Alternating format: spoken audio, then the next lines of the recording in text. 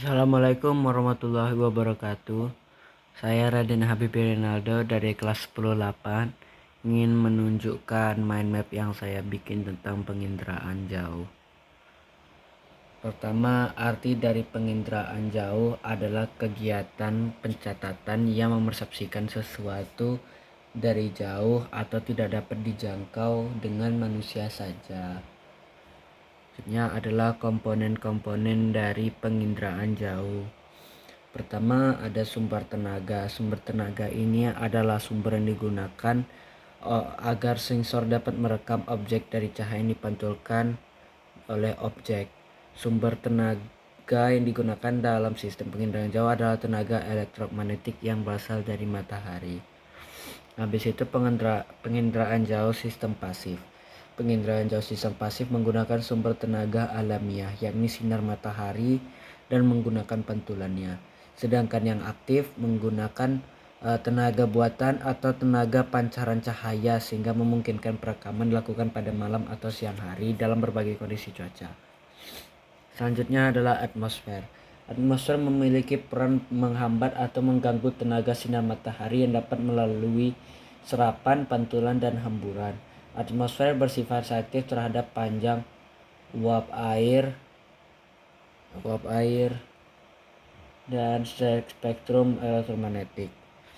Habis itu kalau yang objek itu ada 3 cirinya. Ciri spektral yaitu berdasar pada benda-benda panjang gelombang. Contohnya pengenalan pertama objek berdasarkan kecerahan dan warnanya.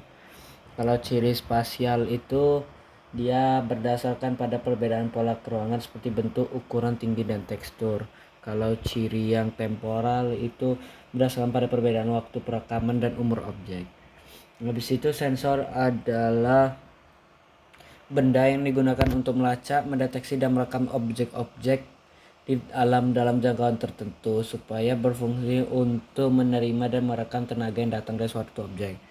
Sensor ada 2 jenis, yaitu sensor fotografik dan elektronik. Kalau fotografik adalah sensor berupa kamera dan menggunakan film sebagai detektornya yang bekerja pada spektrum tampak. Sedangkan elektromagnetik beroperasi pada spektrum yang lebih luas, yaitu sinar X sampai gelombang radio dengan pita magnetik sebagai detektornya. Selanjutnya ada wahana dari penginderaan jauh. Yang pertama ada pesawat terbang rendah. Pesawat terbang ini adalah salah satu wahana yang digunakan untuk ketinggian pendaratannya antara 1 km sampai 9 km di atas permukaan bumi. Sedangkan yang untuk yang secara terbang tinggi itu dari 10 km sampai 18 km. Sedangkan untuk satelit itu 900 km di atas permukaan bumi. Perolehan data dapat dilakukan dengan cara manual dan digital. Perolehan data secara manual dilakukan dengan cara interpretasi foto udara atau citra.